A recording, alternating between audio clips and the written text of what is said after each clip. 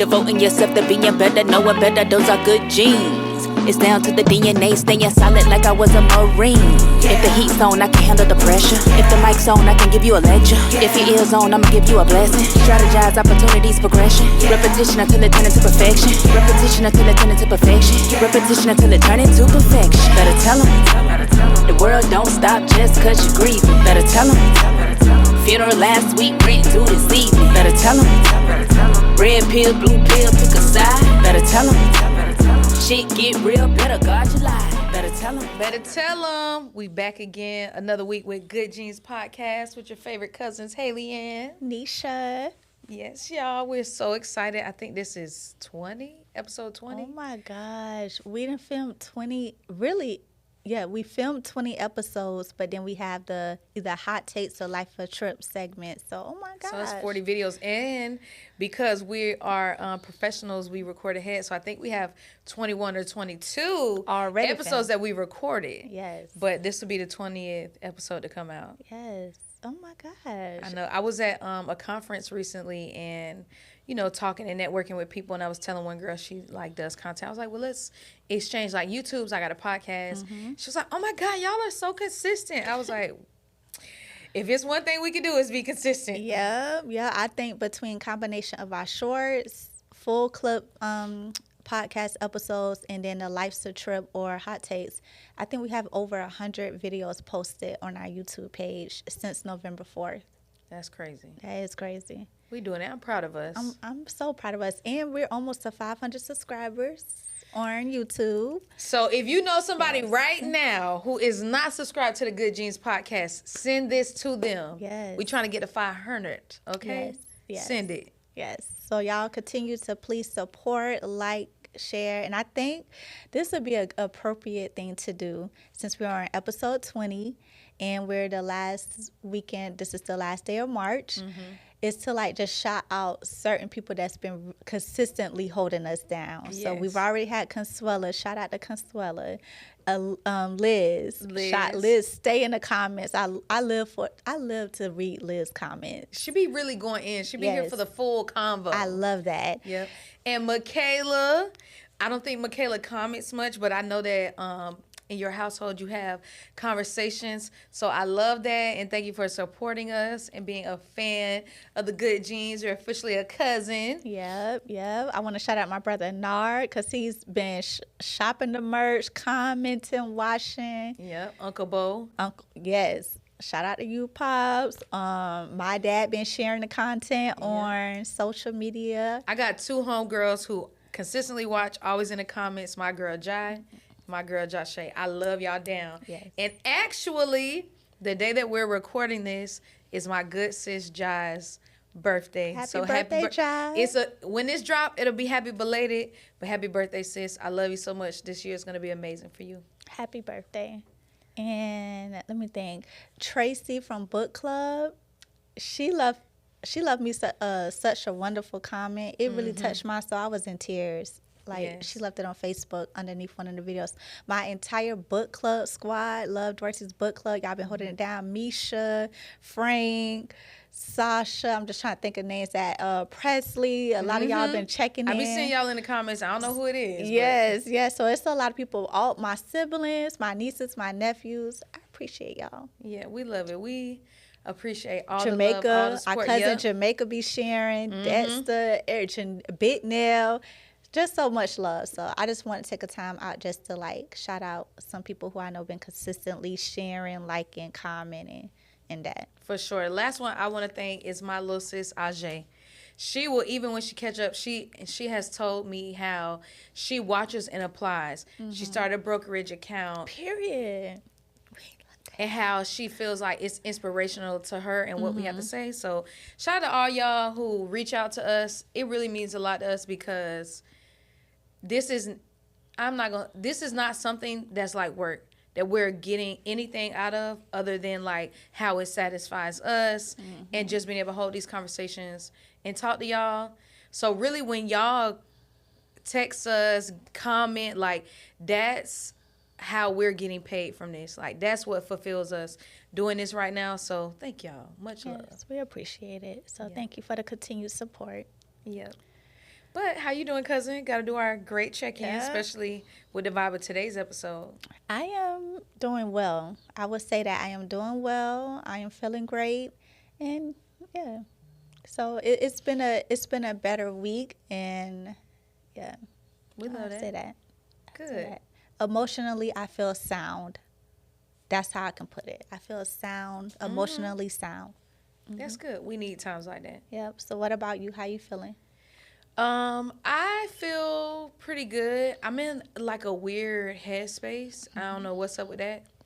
But just I guess I really like control, and I feel like it's so much stuff I feel like I want to do or I'm involved in or that's on my plate that like I'm kind of in this clouded headspace, but I feel good, you know? I don't feel like it's stopping me. I just feel like it's a point to pause and evaluate. So I'm kind of, on the sketchboard. We could talk about it today during today's episode because we're going to actually talk about like therapy and the importance of therapy and all of that. Our Yes. experience with it. And we got some prompts because as I was thinking about today's episode, our slogan is a safe place for hard conversations. And I really want this episode to example that and what it looks like in the therapy space.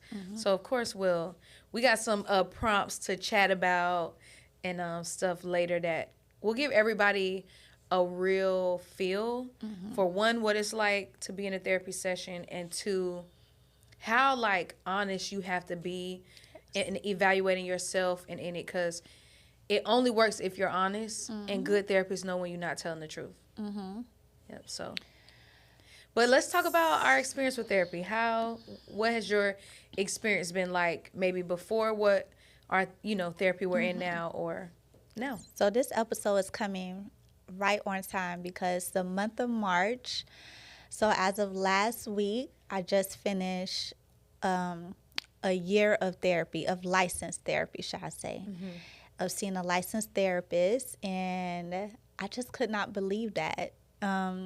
So I was seeing her bi-weekly for 12 months straight. We met every other Wednesday. So bi-monthly, not bi-weekly.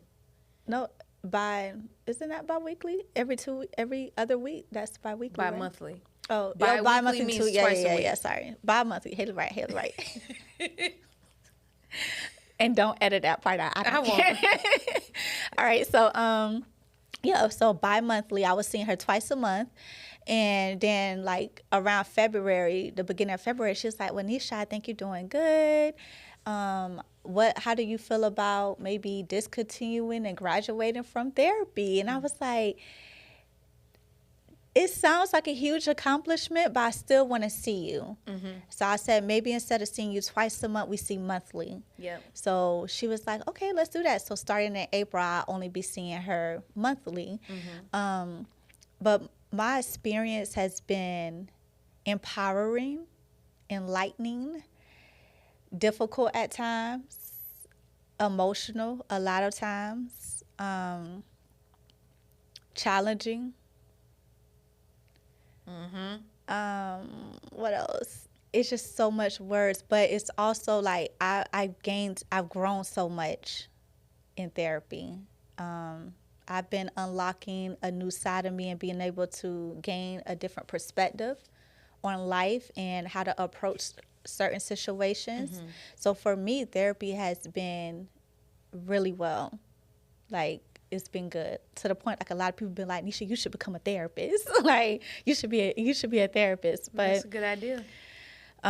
it's been good for me because I'm proud of myself for realizing that I needed help outside of me and outside of my resources that was around me, and that I needed to see professional help because I have a lot of people around me that are safe spaces, that are confidants, but I realized I don't want to overwhelm them with issues I was fighting. And then I also know it's something about when someone studies psychology professionally and have a license and things like that and completely unbiased, like they don't know you from a can of paint. Right.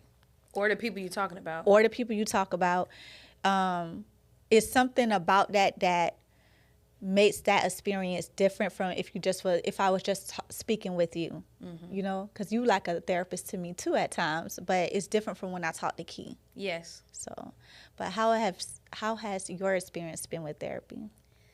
So the first time I went to therapy was actually when I was living in Georgia.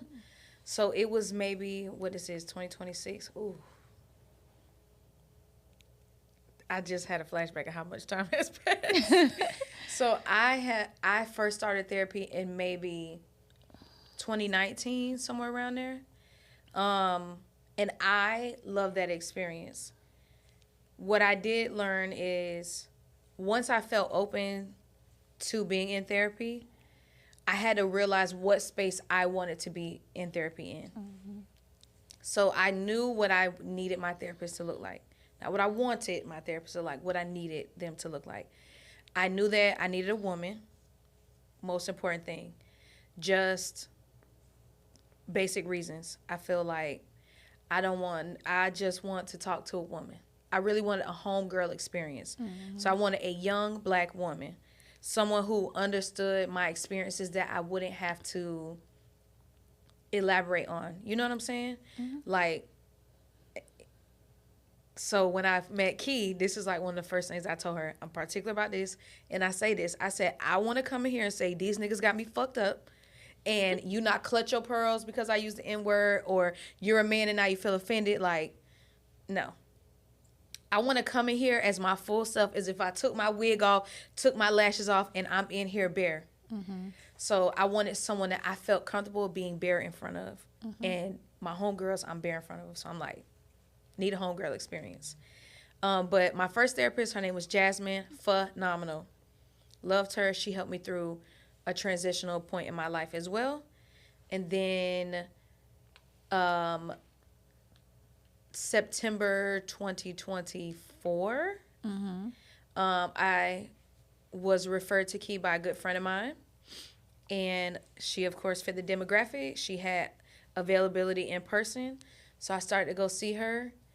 And my experience with both of my therapists has felt safe. I feel like a lot of times in my life, I haven't felt that I've really had an environment that was safe. Mm-hmm. And not like, I've always felt like safe, that I wasn't in danger, but like emotionally safe, mm-hmm. where I could truly say how I feel. I could, express how I was feeling about all facets of my life and then not be pray about it, or, you know what I'm saying, it's you overreacting. It wasn't none of that. It just was like a safe listening ear. So that's why I suggest therapists to all people or going to therapy, because it's just like that safe space. You don't know my family. You don't know the man I'm dating. You don't know nothing. So you're not skewed by your opinion of these people in my life. So when I come here and I want to just be honest and bear my truth, it's not like, girl, mm-hmm. No. I know what they do in my life and the place that they hold, how much I love them. I would like to express my feelings here about that. Right. Yeah, so I've enjoyed that. Have you ever been or thought about what you needed in a therapist?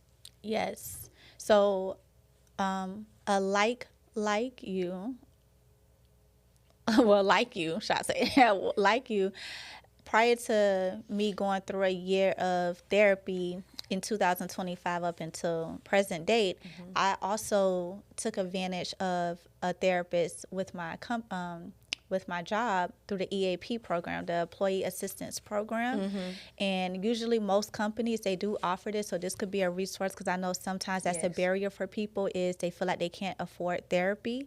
But look into see if your company offers some type of EAP privileges to where it will allow you to be able to see a therapist for free. Sometimes they offer like 6 sessions. Mm-hmm. Do you know what EAP stands for the people out there? I think it's Employee Assistance Program, right? Yes. Yeah. So back a few years ago, I saw a therapist through the company because I was going through another big transition, and that was helpful. But the lady was Caucasian. She was like older than me. Mm-hmm. So she did help me though during that moment. Yes. She really did. So I won't discriminate her age or race. But it's a different experience from what Key, from when, our current therapist. One thing I know I wanted is like you. I wanted to be able to feel safe and I don't want to say the mask off, but the mask off. Like, I wanted to be able to be like, listen, outside. Wig off, lashes off, bare. Outside, I'm Necia, but I need you to help me with the little girl in me. Oh, that's good. Like, I wanted to be able to be like, because I went into therapy kind of already, being the fact that I already was seeing a life coach. Like, I always say, I consider like Love Dorsey like a life coach to me, because she helped me navigate a lot of stuff, like coached me through a lot of stuff. Yes. And being the fact that I had already was kind of grounded in faith with church and all of that stuff, I had a good understanding of what I was going through, but I really wanted to understand the root cause. Yeah. And I wanted to be able to have somebody to where I didn't feel like I was overwhelming them. Because a lot of people around me, I care about them. They care about me so deeply. So if I would have told them some of the things I'm battling or was battling, I felt like it would have been almost too much for them to handle. When y'all going through the same thing. Right. So I needed somebody to feel safe with. I need somebody to feel like a confidant. Like, all right, this is not going nowhere. So even if I bump into you at Publix or something, it's just more like a, hey, girl, hey, I needed somebody that was relatable, because when I get in my therapy sessions, I'm like you. I live by this saying, you cannot heal what you don't reveal. We had that on a journal and a puzzle, by the way. The journal is behind me on the shelf. So shop the merch. But I wanted to be able to reveal my true self to a person, so they can help me heal myself, give me the tools and the resources. So that's what I was looking for, somebody relatable, somebody who felt safe, and somebody who was knowledgeable too. I didn't care if they were younger, older. I really didn't care about that part, I'll be honest. But I just needed somebody to understand, like, every day I'm not going to be talking in my professional tone. Because, like, when I started therapy, when I started seeing Key, I had literally just lost my mom and sister. So I needed somebody who would understand, like, there's to be sometimes I may just cry this whole session. So that's what I was pretty much looking for in a therapist. Yeah, I wanted to feel safe. Yeah, and I don't know how many people take that into consideration when they say or they start therapy. I don't know how many people are considerate of what makes them feel safe. They're like, oh, I'll just try it. Maybe it don't matter. And to some people, it might not. You might feel comfortable going into that room and just pouring your heart out to whoever is in there. But you got to know yourself, too, going into therapy. You got to know what triggers you as well. Because as a woman, I just never feel as safe with a man as I do with women. Okay. So I feel like that I knew that was important for me to, like, really let my hair down in therapy. But that's because I know myself and I knew the type of environment I wanted in therapy. So I would encourage anybody who's considering therapy, know yourself, know your triggers, know how and where you're going to feel safe. Yeah, but they may not even know themselves, and that's part of the reason why they should go to therapy or want to go to therapy. So it's okay if you don't have these questions answered. Like, I really don't know what makes me feel safe. I don't know what I will look for in a therapist, but just try. Like, if you had to build, like, you know how we can build a bear? Yeah. Like, if you had to build a therapist, what 3 top characteristics you would want them to have? Yeah. Start there and write it down, and then start to, like, look online, or even ask people. You can ask me and Hailey. I know my therapist, a couple people in our family and friends circle asked me so many people for referrals, and maybe Key wasn't the right fit for them, but she also provided me a list of other therapists who she felt like could work for whatever person was asking for. So even if y'all needed me and Hailey help, like, I know now, like, which sites to go look on and all of that. I jump in the DM. I help you, like, try to find a therapist that will align with you, because that's going to be key. Is making sure you find somebody who you can trust and who you feel comfortable with. Because who me and Hailey feel comfortable with that person may not work for you. Yep. And that's okay. And I would also look at therapy, when you're finding a therapist, think of it almost like dating. So be willing to try multiple. Go on a couple dates. If it don't work, try another one. So then that way you can find out if what you like in a therapist, what you don't like in a therapist, similar to a doctor, like you don't have to be stuck with a doctor or a dentist or any type of practitioner. If you want a better service, then you can find someone else. And don't be afraid to like, because it is like you bear a lot in therapy, and it's okay to slow walk that, or like just be honest with them and say, hey, I've never done this before, and I'm trying to figure out what I want in a therapist, what I'm looking for in a therapist. And really good therapists will know if you're a good fit, and then they'll refer you to someone that they feel is a good fit. Right. Right. And some therapists, they even tell you, like, hey, I have a friend in my network who you may be better suited with. Yes. Like sometimes, because certain therapists, they specialize in certain areas. So some of them may specialize in trauma. Some of them, Just like doctors. Yeah, they have their own specialty. So that's good to know, too. Like, what's the main thing? What's that one pressing thing that you really want to heal? Then find somebody who specializes in that. Yeah. So I think that's going, and I think knowing the process helps, because me and Hailey was having a conversation off camera. I'm doing some, just like reading on my own of, how to coach people and like the process of therapy and all of that. Try to give it at least 4 to 5 sessions, because essentially the first 1 to 3 sessions is just like they're receiving what you're telling them. That's like the reception period. They're just there to listen. Yeah. So it is going to feel like you're just dumping all your information to a stranger, and they're not really doing nothing with it. They didn't really give you no advice, but really they're just trying to study exactly and note what they need to help you work with. So it's not until like session 4 or 5 that they're really going to start exploring different tools, avenues, and approaches for you to navigate and explore.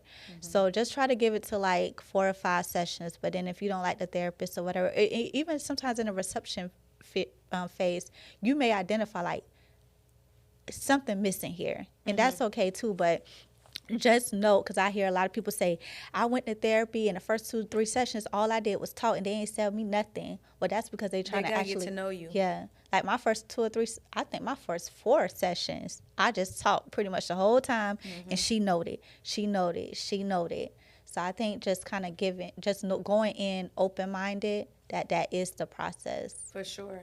Like when we had the episode with Swella, we talked about like, basically, do you give harsh criticism or do you protect someone's confidence when you have a mentee and your therapist is evaluating the type of person you are? So similar to that, they're trying to figure out what your threshold and capacity is. Yes, they need to know, like, can you handle if I'm like blunt and honest with you? Do I need to kind of hold your hand and walk you through this? Or in what aspects can I do what? So that's a good thing. You want your therapist to take time to learn you and not just say, this is how I treat people. Right. Because So you're going to get with it. That's another thing, too, to identify a good therapist, because they tailor their treatment and they counsel per their client. Like, it's not like a one-size-fit-all. So, like, even me and Hailey, we see the same therapist, but I'm pretty sure our sessions flow a little differently because me and Hailey are different. Yeah. And it's not something we ever discussed, but I'm just almost confident the way her and Hailey talk is different from how. Same. And she's the same person, same therapist, but she has to tailor it to her clients. So. And even though you and I are so similar in personality and are going through similar things, I know our sessions are different. I know it is. Like, because Key, she was getting me together on my last session. I hung up. I said, did she just yell at me? She didn't yell at all. But I'm like, did she just yell at me? She really told me? All right. And honestly, I'm a stubborn person. If you ever want me to listen, my therapist is the only person I listen to. Because then I spend the rest of the day or the rest of my time like, oh, my therapist told me I need to create a routine.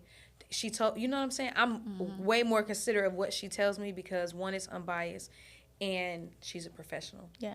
And go ahead. No, you good. I was going to say something. No, go ahead. I was going to say another thing that I knew going into therapy is I needed to see a psychologist, not a psychiatrist. So there are some instances where people need to see a psychiatrist. Where or a psychiatrist can prescribe medication, whereas a psychologist cannot. That's correct. So a psychologist will also let you know if that's an avenue you need to take. Things like that. If you're looking for a mental health diagnosis, you need to see a psychiatrist. And that's where they'll work with you on what's best for you, medications to take, techniques to use, etc. And I knew that wasn't the avenue I needed, but I also don't discriminate against people who that is their avenue. Like, seek help how you need help. I just felt like I didn't need to be medicated, and my therapist hasn't suggested it thus far. I felt like I was in sound enough mind to do that. But what do you think? Did you know that you needed the difference? Yeah. So, I grew up with family seeing psychiatrists. So at an early age, I was already introduced to the difference between a psychologist and a psychiatrist. So I knew I probably didn't need to go as far as medication, even though I was open to it if a professional deemed that was the need. Same. So I was like, let me just start with psychology, a licensed psychologist, or sometimes a therapist can be like a licensed social worker or something like that. Yes. So I was like, let me start here. And then through my journey of therapy, we've identified, we didn't even discuss like me needing medication or more advanced tools that will require me to see a psychiatrist. We didn't even discuss that because I was able to get what I needed through just general therapy.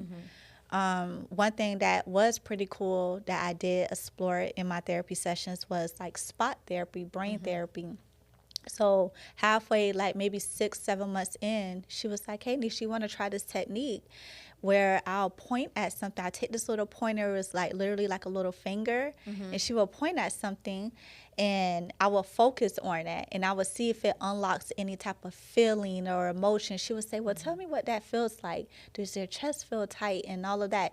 So I never done that before because I'm kind of thinking therapy is just like a conversation. Right. But while I was brain spotting and doing I think that's what it's called, brain spot therapy. But when I was exploring that, the sessions were super quiet. And I was like, man, this probably ain't going to work, but I'll try it because I'm very open-minded when it comes to things like that.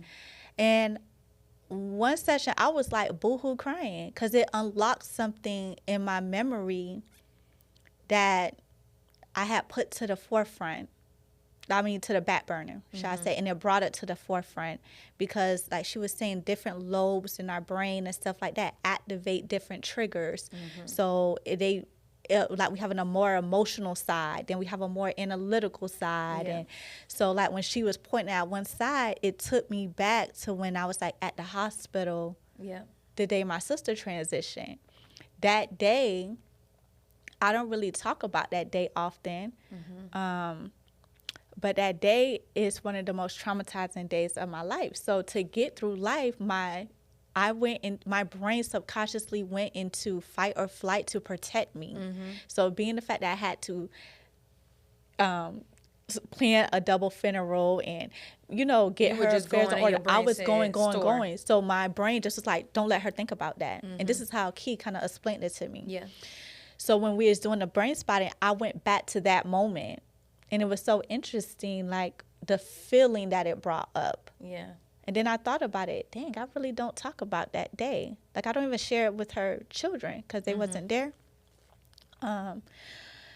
But yeah, so even things like that, if I was just talking to you about it, that's not something you could help me explore. Absolutely. You get what I'm saying? So that's why therapy is so important because there's so many different forms of therapy. Like they have acupuncture where they put the needles in to relieve pressure and identify pressure points and things because a lot of our trauma is held in our body. It's held in our body. And for women, we hold it in our hips. So we have tight hips.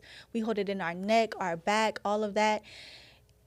These are things like talking to a therapist that can help you work through. Like my therapist was like, yeah, go get a massage. So now I try to get massages monthly.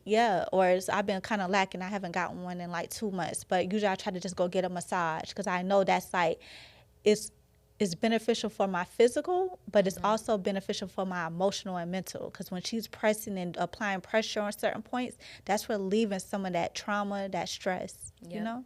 I agree. And I haven't done brain spotting yet, but I did talk to Key about it because I told her I notice how my body reacts to certain things, but I don't have a memory of it. But I'm like, why do I have such a visceral reaction? And she explained to me like what happens to the brain in trauma and how it basically like keeps you safe. It safeguards you. So yeah, there's like points in my life where I was like, I don't remember these ages, or there's stuff I don't remember, or we'll have I have a conversation with somebody like, dang, you remember when we did this and did that? And I'm just like, yeah, and I have no idea, like zero memory. But she just was explaining to me that when you experience trauma, your brain filters through what's important. Yeah. Like what does you need to focus on right now, and what can I file away? I think of it so like iPhone now. Like when you have apps on your phone, you can offload them. They're still on there on your phone, but they're not taking up space. They're not functioning in the background. If you want to use it again, it basically re-downloads it to your phone, and then all the data is available. So that's very similar to what your brain does. It's going to offload what it would consider like junk. So do you really need this memory of like going to the beach with your cousins when you were 7? You know, or do you need this traumatic memory? Can we push it back here and focus on what's better? And it's so crazy to be like divinely made like that, that your body even has like, what's the right word? But it has like these safeguards for you to like keep going. Like a natural filter. Yeah. And sometimes, like, even when we was talking about this in my therapy session one time, sometimes even people, not just traumatic events, but even things that we are ashamed of, sometimes like we'll put that to the back of our minds too. So think about people who have violated people, killed someone. They don't really want to think about that on a day-to-day, especially if like it makes them feel ashamed at this point in their life or whatever. Sometimes they really don't dare close that part off.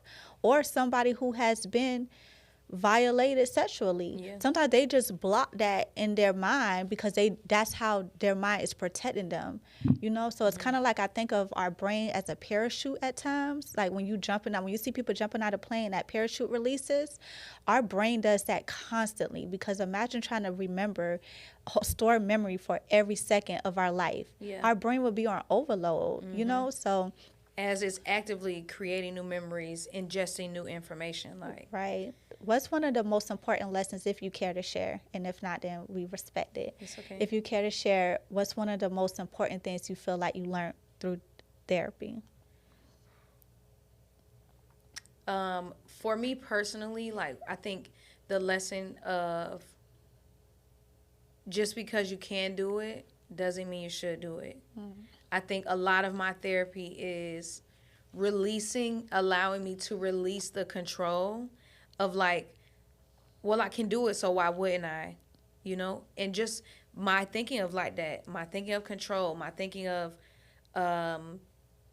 being a doer, and just shifting my mindset to, but do you have to do it? Yeah. Just because you can do it doesn't mean you should do it. You know, and just finding that balance and that space for myself, because I can do it, but I could also spend this time for myself or doing something that benefits me. So I would say, for me personally, that's like the biggest lesson that is like constant in my therapy sessions and what I'm learning to apply in my life. How about for you? I have two. One is to slow down. Like, she really helped me with Girl. helping me feel like I don't need to constantly be on goal, constantly be doing something. Like, I can just exist in a lot of moments, and that's okay, and that's enough. And I remember, like, during my first session, she was like, okay, tell me a little bit about yourself. And part of that getting naked, in a metaphorically term, I was just like, okay, I'm Necia. I was like, outside, this is who I am. And then I was like, but internally, this is what I battle. And I battle feeling like I'm enough. So she helped me learn, like, the reason why, like, I always wanted to get to the root. I was like, I'm a people pleaser. Like, I went in therapy knowing all of this stuff, but I didn't know the root cause of it. Right. I was like, I'm a people pleaser. I suffer from not feeling like enough, which I feel like is derived from me being like me feeling like I'm not enough. It is the result of me being a people pleaser. Yeah. I was like, so she's like, let's talk about that. Let's unpack that. So now I know I am enough. I don't have to go and overplay my part. I don't have to always be doing things. I don't always have to be telling people yes. So she made me really work through, and I'm open to share it now because it's something that I've addressed and I feel like I healed from. But yeah, it's feeling like I'm enough and then feeling like I'm always having to do something. Like I'm always, or if I'm not doing something, I'm failing. Like, no, it's not. Like I'm just living life, and that's okay. And probably the third lesson is relinquishing control. Because like those three is kind of like the big three that caused a lot of other sub lessons within therapy that I had to learn. Yep. And so with that, let's talk about now applying our therapy lessons, because yes, these are the big overarching things that we're learning, but therapy really works when you apply it outside of the hour or however long your session is. So talk to us about in what ways you have shifted your mindset or applied what you learned in therapy to these moments that you had or lessons you're learning. Okay, so one application example I can give is you pretty much kind of mentioned it, feeling like just because you can do something don't mean you should, or don't mean you should. So I used to be like, well, I can go get this degree, get this. I can go add this to my name. I can go buy this. It was like, just because I can don't mean that that's going to add to me. Right. So like really identifying like, the value and stuff. But so I had to, like, how I applied that in my life is start telling myself no. Like, no, Necia, do you really need that? Like we were just talking and before we start filming, and we was talking about like different shoes and bags and stuff. And I was like, girl, I don't even be wearing half the stuff I wear no more. I mean, I done purchased. I might have wore it one or two times and spent all this money for it. So, like, me telling myself no, like, just because Neiman Marcus then sent me a ad book of the new collection don't mean I need to go down there. Yes. Do I really need to go to Bell Harbor this weekend? I don't. So, like, applying that, like, and even just not for tangible stuff. Like, just because I can curse this person out and read them for filth, do I really need to? No. Just because, like, and then I another way that I applied it to is stop oversharing. Because in some instances I used to overshare so people could like me, so they could feel, I got this going on, because I used to feel like I wasn't enough. So if I tell you what I got going on, you would think I'm enough, and then I'm going to try to help you. I can help you because I got all this stuff going on. That's my people pleasing now coming in. You get what I'm saying? Yeah. So, like, me just, like, learning to, like, zip it, like the book, learning to, like, listen to my discernment that God blessed me with. And knowing when to speak, when to share. Because sometimes you're not going to know if people really mess with you, if you don't just sometimes be quiet. Because some of that stuff, a person don't care what you got. They don't care how your house look, what kind of cars you got, what money in your bank account. They don't care about all that if they're genuine. So a person's going to mess with you regardless. So just, like, learning that. So that's way if I applied it, it's just becoming more, like, meek and just not oversharing. And then also pouring into myself and telling myself, like, doing my affirmations, like I do my affirmations in the mornings, making sure I pray and keep that relationship with God. Because it always tripped me out when people be like, the Holy Spirit told me to tell you. And I'm like, dang, because he didn't tell me. But all right. And I know I talked to him, Right. But just learning, I'm keeping a clear channel to hear God speak to me. So those things is how I've applied some of the tools, and just really not setting boundaries, but standing on them. Like your shirt says, standing on business and blessings, big period. Thank you. You see that? So.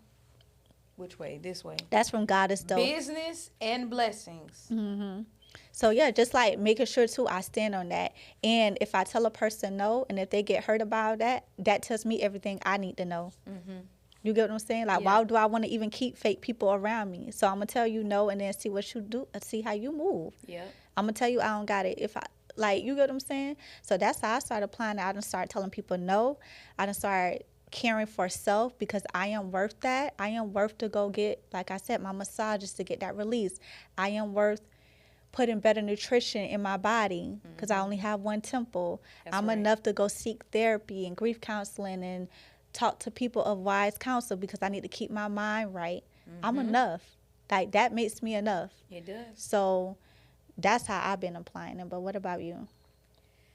So I try to, like I said, she don't know who can tell me what to do. So I try to be very mindful of things that she told me. And when I get to those points, I stop and I kind of like replay in my mind what she said. Like, when I get to a point where it's like I have the option to do something because I can, it's okay. Should I do this just because I can? Or can I say no, and that's an option? So really getting to that point and taking time to consider. And one of the biggest things she told me, especially like with control, is creating a routine. So I really schedule time for myself because if I don't, I'm going to feel it in some way, and typically in service of others or in service that's not good for myself. So I get back to like my childhood desires and like things I like to do as a kid and what made me happy then to fulfill my time. So reading, scheduling time, like if I have time on the weekends, not to fulfill it with so much, but like today we're going to read, we're going to do a puzzle, we're going to cook a meal, like just getting down to doing for myself so that when I do come to moments where I need to make that decision of, is this my time to take control? Can I do something for myself? I'm already like in a sound mind, like you said, having that channel to God to say, not going to do that, and I'm going to do that and just feel what's right. So I feel like that's how I've applied therapy and just being mindful, like when I hear conversations and I can take my feelings out of it. I almost can mirror my therapist because I know what safe spaces look like. I can mirror a safe space. So now I'm like, okay, now I need to ask, do you want my advice or do you just want me to listen? What does listening look like? What does advice giving look like? You know? So I just try to mirror what I'm learning and how I'm learning and then just apply it to my life in ways to schedule time for myself, pour into myself the same way that my 1 hour session is me pouring into myself. Right. I love that. I love that. I love that we are applying it too. And I think that's, a lot of people go to therapy for many years and they're not, it's like they almost waste the money. I look at therapy as an investment. I don't like to waste money. So if I'm going to pay a therapist, I am going to get naked. I am going to get raw. I am going to reveal things that are bothering me. I'm not going in. I'm not finna pay you $100 an hour for me to still fake it and perform. I'm not doing that. I need baby, help. I could have went to brunch if I just wanted a release. Listen, help me, please. I need help. Yes. And this is what I need help with. And go in being so honest. Therapy works when you work it. You literally have to get naked, figuratively. You have to Yes. bear every ugly truth of yourself. You got to get down to the bare bones, literally wig off, lashes off, makeup off, everything. Your true, the way you was born, we was born naked, that's how you go into therapy. Yeah, because the likelihood of you bumping into your therapist at a grocery store or car wash is very low. And you can even see a therapist out of state if you weren't. Like, if you worried about that, you got to act like I never see this person ever again. And honestly, it's not likely to see your therapist around. And they're professionals. Yes, they know how to hold that. They will act like you're a stranger to them in public unless you engage in a conversation with them. Unless you say, hey, and you greet it, they will just give you a nod or they'll just act like they don't know you. Yeah. Like, they're professionals. This is what they do. This ain't your homegirl that you're going to tell all your business to. And when you see her out, oh, my God, how you doing, girl? No. Yeah, it's not the time to go in. It's the time to go in and be real raw. Give yourself, you owe yourself that.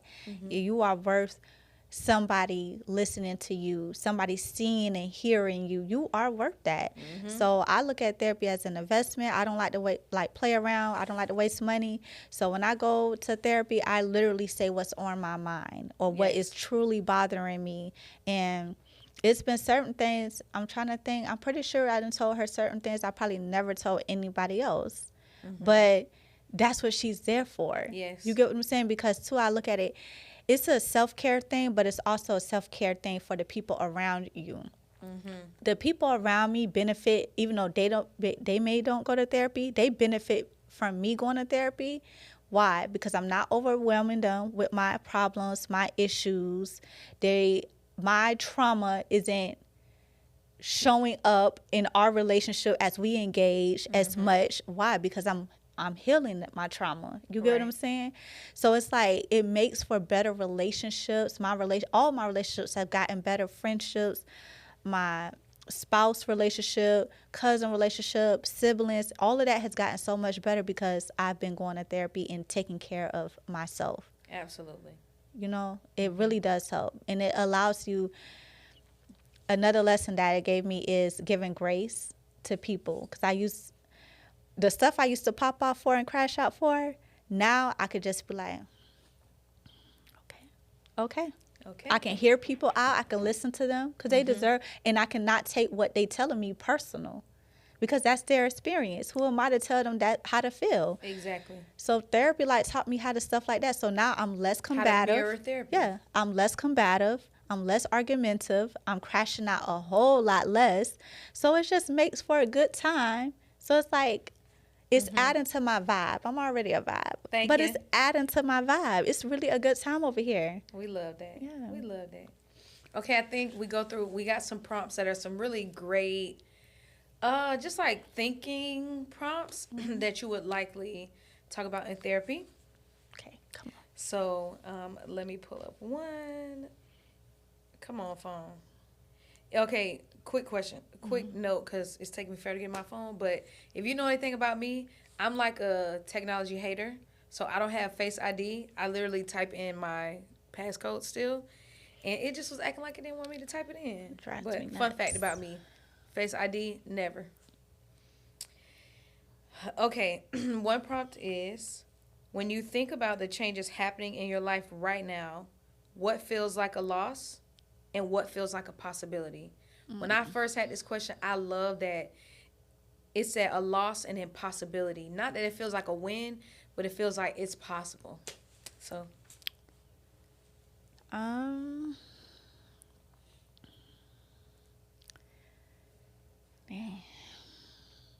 What feels like a loss, and then what feels like a possibility. when you think about the changes happening in your life, what feels like a loss and what feels like a possibility? I go with the one that's like kind of the obvious is I lost my mom and sister 6 days apart. But the possibility, I won't even use the word possibility in this case. I would say the guarantee is they're at peace and we're going to reunite in heaven one day, you know? So it's kind of like, it's a loss for me because, yes, I miss them so much in the physical form, but I have a possibility of seeing them again. Or we may not because from what I understand, when we get to heaven, we're not going to recognize each other as the role we were to each other on earth. So I may not run up to my mom and be like, Mommy, or my sister, but I know one day we'll all be reunited in such a beautiful place. Yeah. So what about for you? Before I say mine, when I think about that, when I think about loss, and it can be for mine too, when I think about the changes and the people I lost, what feels like a loss is the person I was before the trauma. Yeah, for like, sure. That's what feels like a loss, but what feels like a possibility is the life that I'm building post this trauma. I love that. So that's like the biggest change in my life. Not the biggest, so much changed in like a short amount of time. And what feels like a loss is like having a grip on life. It's like, okay, I got it together. Things are smooth. And it just feels like fucking tornado. But what feels like a possibility is the fact that I can make the next day whatever I want it to be. So like, even though it feels like a storm right now, the garden I can grow from this storm is what feels like a possibility. Like, I got fertile land now, and it's really whatever I want it to be. Yeah. So, I love that. thank you, analogy queen. Yes. I always tell people I died 3 times in March in 2025. The day my mom passed, the day my sister passed, and the day we laid them to rest. So that was a lot of loss. But the possibility was, okay, try to turn this pain into purpose. So what you gonna do with this, Necia? Like, you know? So it's kind of like it was a loss because I lost not only them, but and this is what people don't understand about grief, but that's another topic. But you really do grieve the people, but you also grieving the person you was when they were here. Yeah. You get what I'm saying? So it's kind of like the possibility of tomorrow, what I'm going to do with it. Like literally, or what I'm going to do the next hour. That's the possibility that they're not here. The loss is the loss. I'm not that person I was prior to March 12th, 2025. Right. I'm a different person now. And it's because I just remember you had a time where you kept saying, or there were points in your life where you had to keep saying like, I'm not the same Necia. I'm not. You got to learn me all over again. If you knew me, if you haven't had a conversation with me in the last, I say, man, 6 months to a year, you really don't know me like that because I'm a different person. Some things are still the same, but I look at life totally different now. I feel you. Another prompt I really liked was, what does financial security mean to you on an emotional level beyond numbers or stability? Financial security or emotional security? Just did it say? So financial security Okay. beyond emotions, like beyond the numbers. Beyond the numbers, what does financial stability mean to you? A peace of mind. A peace of mind. Simply put, a peace of mind. Bills on auto pay. I don't have to check the account. The only reason why I'm checking the account, and I know it said beyond the numbers, but it's because to make sure ain't nobody hacking. It's Right. not because I'm making sure overdraft. I'm just making sure ain't nobody take it out or overcharging me on some stuff. But peace of mind, and knowing too that my real wealth doesn't come from a monetary perspective, but it also comes from like me being healthy, me having a sound mind. Like I told you at the beginning of this episode, I feel sound today. That's something money cannot buy. Absolutely. I feel at peace. And it's not that because everything in my life is going so well. It's just because I done made peace with the stuff that's not going well. So I have, that's reducing my stress levels. That's increasing and improving my health overall. My health is my wealth. So just understanding like that adds to my financial security to me. Facts. What about you? So a few things when I think about it, outside of emotionally. Money doesn't buy you things, it buys you access to opportunity. So really it's just access to make choices. Yeah. And I agree with you on the peace of mind. Like it gives you this sense of security.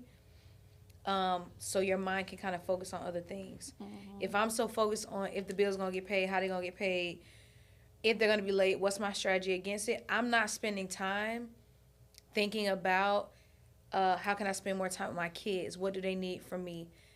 It really buys you mental stability. But I also think as I'm dating and I'm rewiring my mind around dating, and I never wanted to be the gold digger. I don't need nothing from you. I can do it myself. And it put me in positions where I was not with men who are financially stable, and I had to realize or really think deeply, why does it matter to date a man who's financially stable? And I realized, and I think most men don't realize this, is that it's not about I want to date you for money and what you can give me. It's about the safety that you provide to me. Right. If I have to worry about if the lights are going to be on, if we're going to have a roof over our head, I don't feel safe with you. I'm not going to want to share my body with you. I'm not trusting to submit to you. And I think men should reframe their thinking around women wanting to date for money. And it's not that gold digging, like I want you to buy me these things, but why it's important for you to have a stable income and a certain amount of money. Because you're providing a level of safety to a woman. You're in most instances, a woman is submitting so much of herself to a marriage that she has to know that she's doing that in a safe place. So for me, that's why I realized that, it's not about the dollars in a sense. It's about that if we're doing this and if we want to have kids, there's going to be a time where I'm going to have to sit down and be out. And is there a place where I'm going to sit down and breastfeed our child and not worry about if the lights are on and I need to get back to work? Right. So that's how I learned about or what I've realized, about a connection with money. Okay. That was a good one. Thank you. Okay. So another prompt is, how has grief quietly influenced your decisions or self-perception? I'm not going to hold you. Experiencing grief has given me a more morbid way of thinking. Yep. I just know it's a possibility now. It's so much more in the forefront of everybody's got a time for real. Is it my time? How do I want to live my life? And my time is tomorrow. And it just makes me think so much more okay, I need to be more healthy. I need to exercise if I want to live long. But it's I also want to enjoy my life in case I don't live long. So it's giving me kind of a more morbid way of thinking and just shape my perception on what my life needs to look like when my time comes, or what I want it to look like when my time comes. Or even being here in Miami, I have so many thoughts about Marquise. When I'm at the water, it has completely changed my thoughts around aquatic activities or really the water here. Right. And I'm still confronting them, but I haven't spent as much time on the water here as I probably would. So it's definitely, grief has changed my perception of that. And I'm going to be 100% blood honest with this one. I had this conversation recently with a very close friend of mine, is that not that it's changed my perception. When I see other people have the opportunity to celebrate their success of overcoming a diagnosis, I didn't think I was going to cry today. It almost makes it hard to celebrate. Mm-hmm. Not that I feel bad that they're doing it, but it makes me yearn for those in my life having the same opportunity to ring the bell, to, have this glory story of coming out of something so tragic. But that's something I was mindful of, to say, ooh, this kind of made me feel some type of way, but not in a bad way. And just identifying those emotions and saying, because Key has her emotional wheel. Yeah. Where on the wheel is this making me feel? And why do I feel this way? What is that like? So, yeah. How about for you? Well, Hailey already started the waterworks, so and I told y'all before, I'm not apologizing. This is literally therapy. This be in therapy. It's not. It's a safe space for our conversation. So,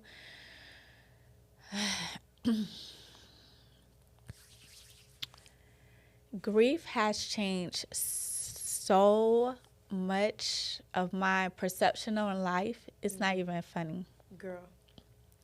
It's not even funny. It's almost like every day I get a new perception of something stemming from grief. And I know a lot of people who haven't experienced that sound like, how is that? But until you experience that, yeah, the way you eat a cookie.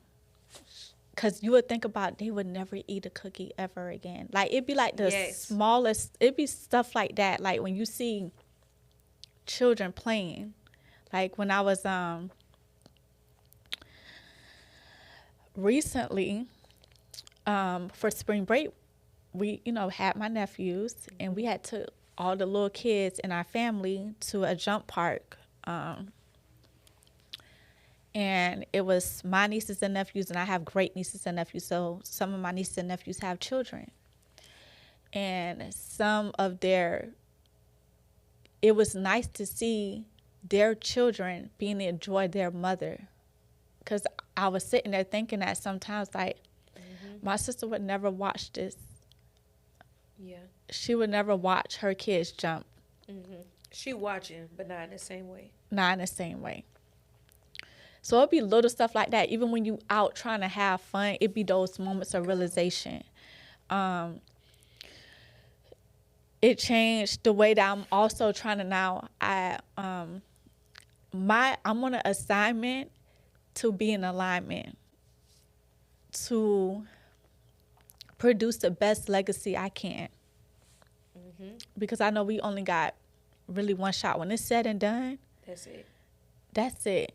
So it's like, Necia, how could you leave such an impactful, positive legacy? How can you live out your eulogy to where the pastor really don't got to say much? Because your life is your eulogy. Yeah. How could you do that in the time you have now? In a time that I don't know how much. Huh? I said, dab your makeup. I know you. You can see your my makeup lines. Yes, and I just Thank you, know Hailey you got me. on camera. Yes. You gonna want to be like, why you didn't tell me? Yes, y'all see, I have my little sponge. Oh, child, my You mirror. see it? Anyway, y'all bear with me. But grief has. And this is sisterhood, cause I could let my cousin keep going, have her moment, and then let her yell at me later.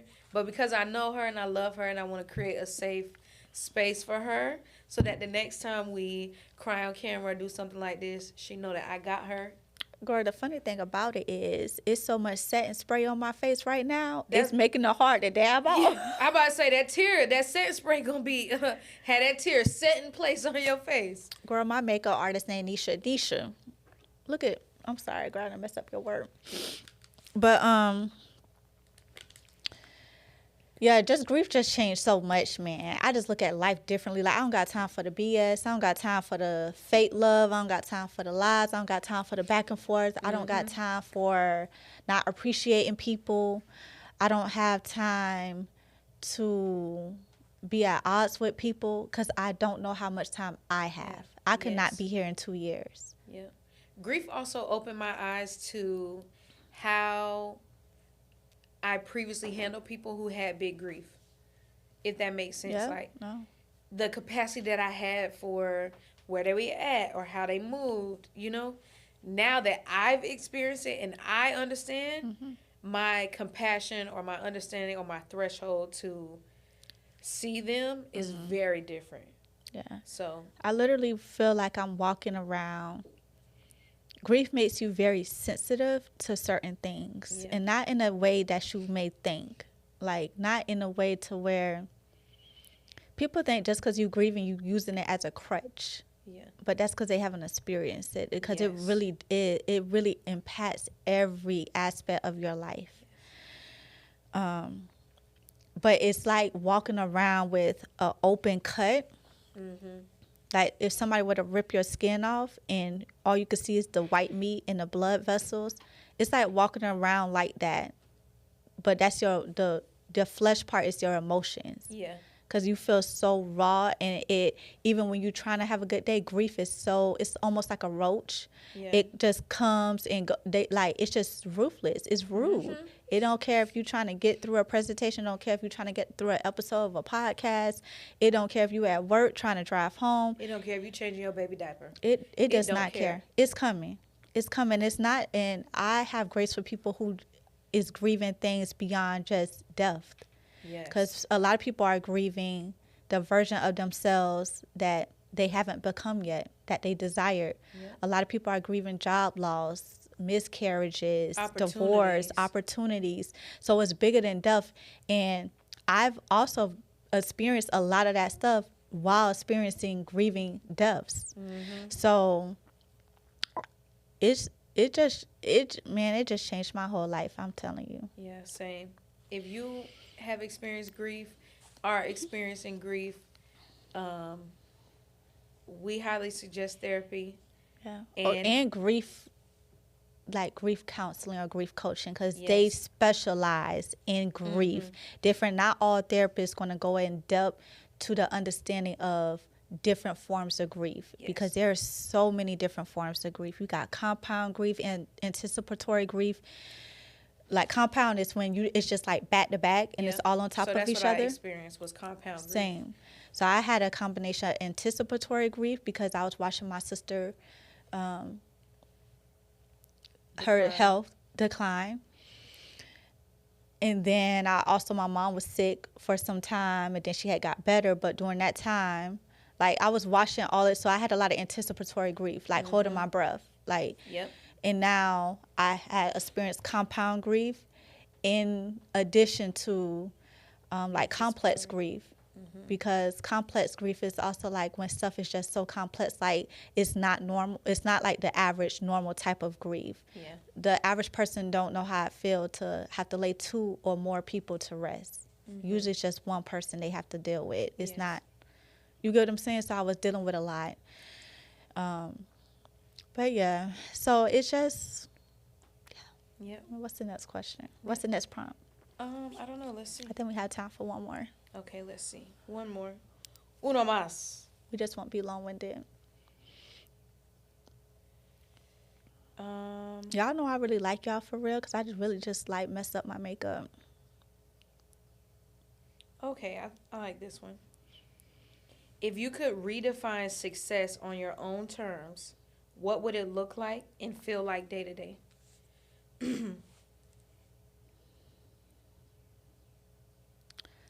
A life of success. What does success define success? Success means to me being able to operate in my free will, having a life of leisure, like I'm doing things because I want to, not necessarily because I have to. Honoring my time, like I'm control over my own time. That's to me, successful people have control over their own time. Absolutely. And then what do those things look like on a day to day?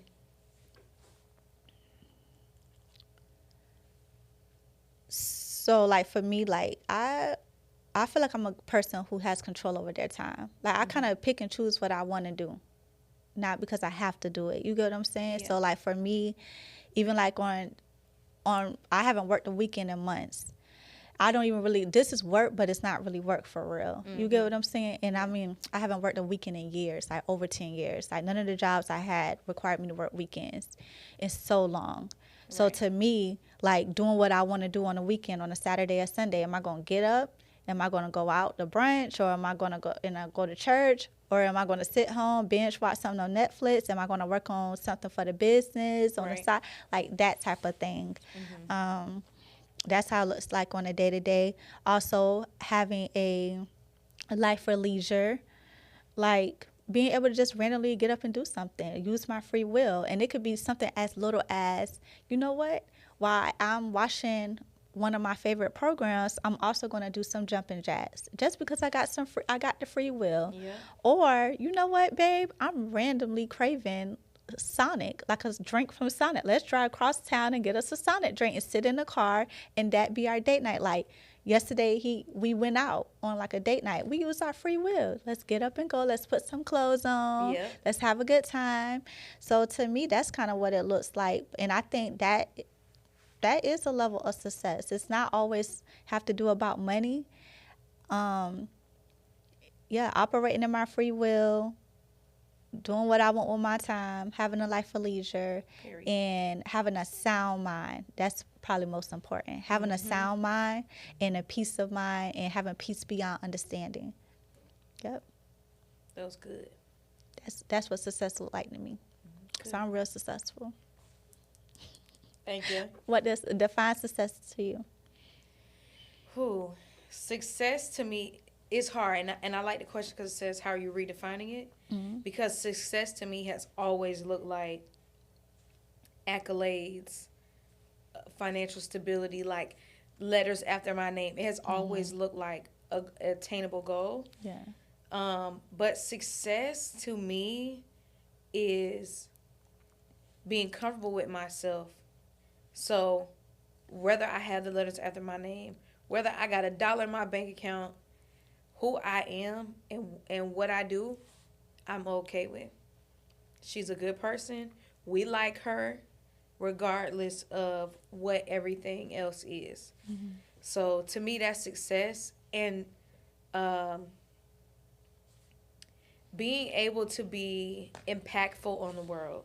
And that's not always like through organizations or through money or through whatever, but like being impactful, being able to know, like, when my friends think about when they have a good friend or friends that they love, they think of me. You know? When kids be like, oh, I remember such and such told me she cool. That's a fun adult. They want to hang with me. That, to me, that's success, because that means humans are comfortable with you. Right. And it don't matter. It's not because of a profession I have or, you know, what degree I have. That has nothing to do with it. It has everything to do with how I showed up. And I think that's what it looks like on a day-to-day. It's like when my friends call, I answer. You know, I show up for myself and I say, I'm going to sit here and enjoy doing this puzzle. And that fulfills me. And I don't feel like I have to go do other things to be fulfilled. So that's how I'm right. And I feel very successful in those things. And you should, because you are that girl, Hailey.